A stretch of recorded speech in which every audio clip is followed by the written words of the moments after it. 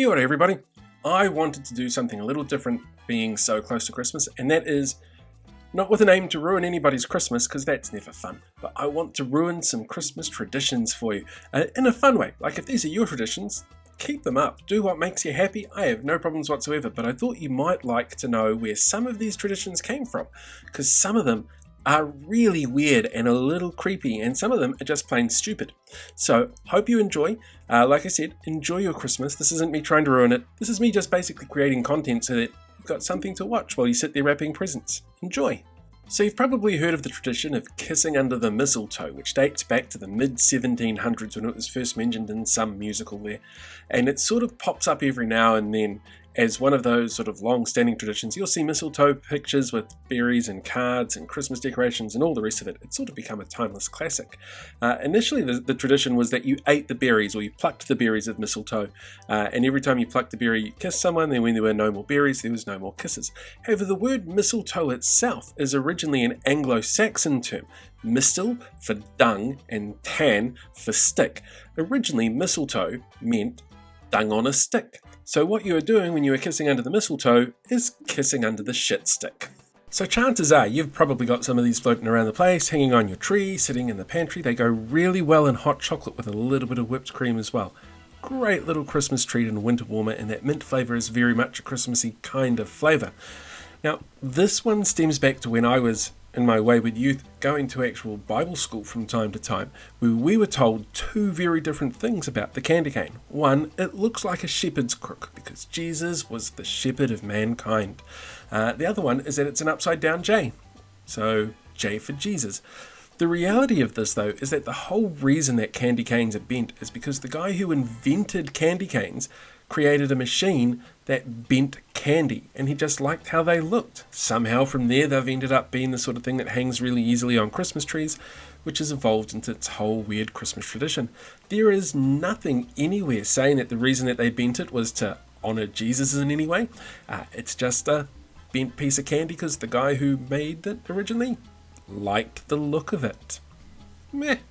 Alright, so you probably all know the story that in the 1930s Coca-Cola published ads with Santa wearing Coca-Cola red, and that's how it sort of became super popular. But this isn't actually the case. In the 1800s, during Victorian times, Santa's colours were based around an abbot's robe, because he was essentially an abbot. He was a saint, Saint Nicholas. And so the red colour of the abbot's robes, I keep screwing that word up, but I'm not going to edit this time because it's Christmas, I don't care.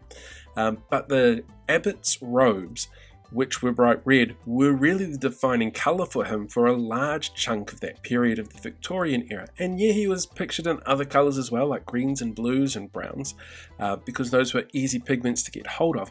But red was always a colour that people came back to.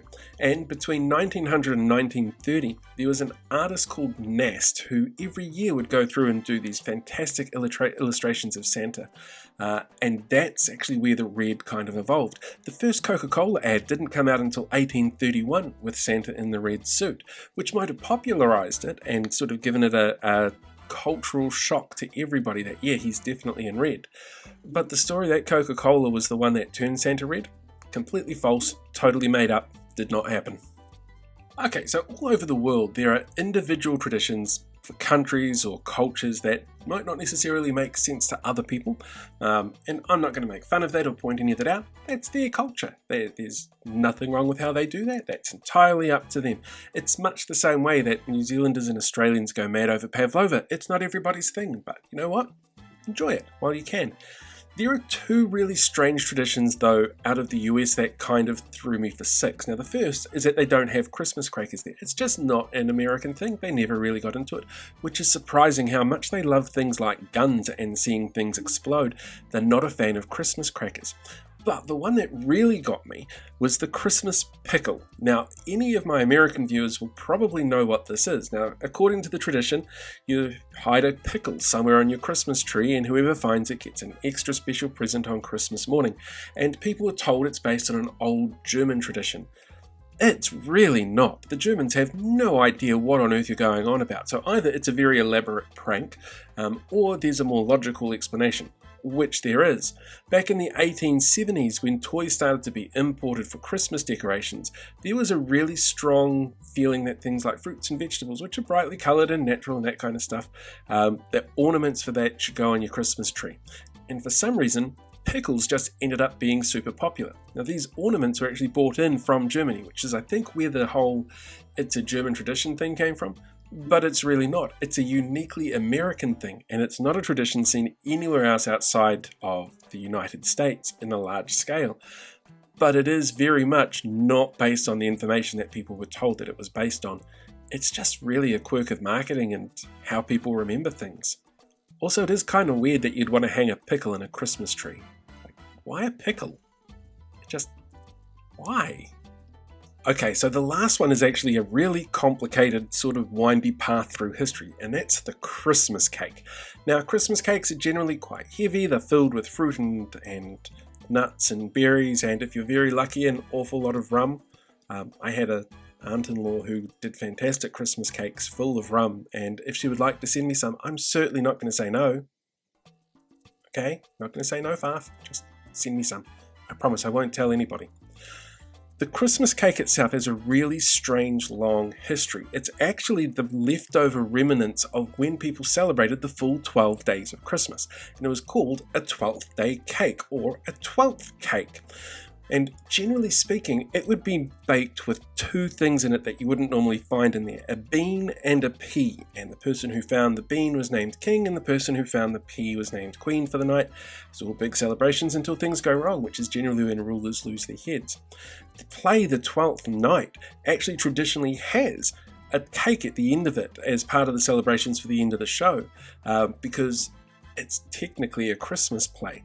But before that, before all of this sort of stuff came together, it's written down in Catholic doctrine that the whole reason behind a Christmas cake, and possibly the first ever Christmas cake, was so that they could bake the placenta from Mary's birth into a cake that would allow people to share in the grace of God and the birth of Jesus. That's right, you might know some sort of modern New Age hippies that would do something like that, like cook the placenta of their baby. A Christmas cake stems from the tradition of doing that back in, I suppose you'd call them Jesus times, the very first Jesus times. And it's sort of evolved from that to what it is now, with this big massive fruit cake, generally with a royal icing on it, because that's what fancy people eat, is royal icing. It also helps keep the cake from going too stale too fast. But yeah, that's where your Christmas cake comes from. It's evolved a long way, but it's been around for just on 2,000 years, and that is an impressive Christmas tradition, no matter how you look at it, or what your feelings are on Christmas cake. Anyway, that's me for the week. No, not for the week, I've got one more episode to do, Christmas Eve.